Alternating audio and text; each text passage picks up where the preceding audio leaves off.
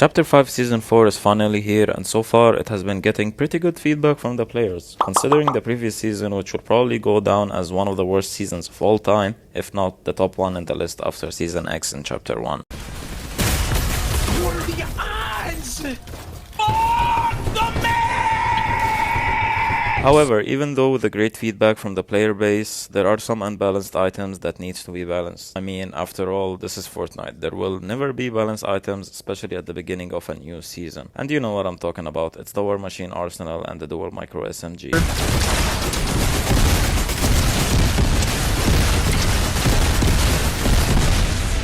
I took the wall. What the? Double Uzi. And some would say the Captain America shield as well. As fun as it is to use these items, it can also be very annoying when it's used against you, but that's not the main issue with this season. The main issue is that the Marvel bosses and what they drop when it comes to medallions is not what we would expect from a Marvel season, considering the previous Marvel season, an average, I guess you can call an OG Fortnite player, would have pretty high expectations. As much as the hype that was built up to this season and it being here and it being considered a good season for Chapter 5, there is some slight disappointment with the POIs on the map. And no, I'm not talking about that there hasn't been any changes on the POIs on the map. What I'm talking about is not seeing the Stark Industry POI on the map. Most of the players were looking forward to this Marvel season because of how Stark Industries made the previous one feel like. Because let's be real here, one of the main things that made the previous Marvel season so fun to play was the Stark POI. From jumping off the battle bus to seeing 70% of the lobby landing there, to 50-50ing the infamous Stark chests, and how satisfying it was to come out